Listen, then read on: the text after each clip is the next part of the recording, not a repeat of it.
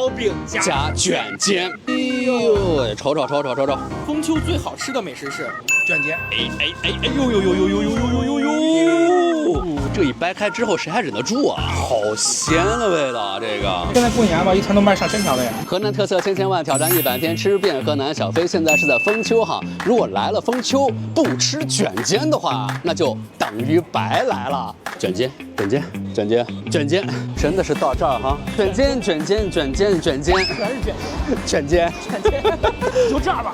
那就这儿呗。这儿吧。这卷煎是咱自己做还是？自己做。哦，就是这个哦，这等于是可以直接带走的那种，是吧？北宋时期不是赵匡胤登基吗？陈小义那边不是登基了吗？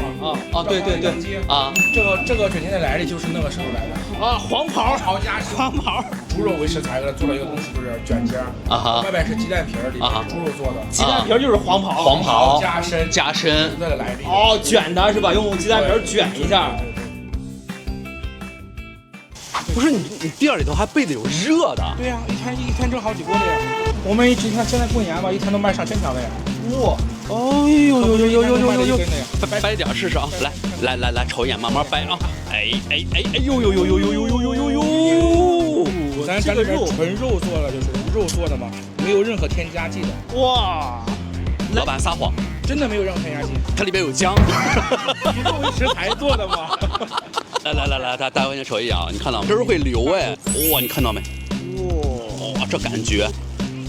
那饼好筋的，这边是纯肉啊，这是后腿肉，里面是2分肥肉，然后8分是瘦肉。别的家有的放香油，我们还放香油呢。还放香油哦，那所以香味会很足。这是黄袍，这是加这是鸡蛋。这是纯鸡蛋吗？不是纯鸡蛋，谈不成。里对，加了那个玉米淀粉啊，让吃起来那个筋筋的，而且成型也更好。一方水土养一方人，就是我把我卷煎的做法告诉我心上的舅舅，他做出来卷煎都没有做的好看。跟水土也有关系，我们零售是13元一根大概有多重？7两左右，都是当天做的，当天就是加工好以后蒸的呀。我们家里边都密了工人呢，这可不是一个人卷的呀，上千条一个人可卷不出来的呀。我们丰丘本地人嘛，去外边看亲戚了吧？没东西带丰丘特产卷煎，是不是？对，走亲戚啊，逢年过节什么的，对吧？当个礼物的话，我觉得实实在在得蒸着吃，煎着吃，炸着吃啊，然后炖火锅也可以吃。最简单的方法就是你去旁边买个烧饼，然后把热卷煎往里边一夹，咬着能吃，可得劲了。热烧饼加热卷煎，可得劲了。烧饼加卷煎，飞哥得劲的很，得劲的很呐，得劲的很。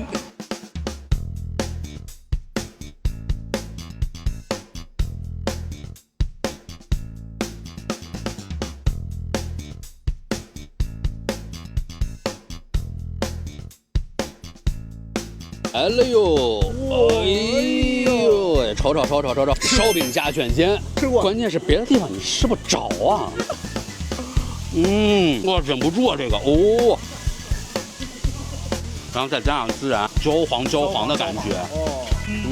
丰丘的卷煎加上丰丘的烧饼，再加上丰丘大哥的热情，融在一起，哎呦，这个感觉！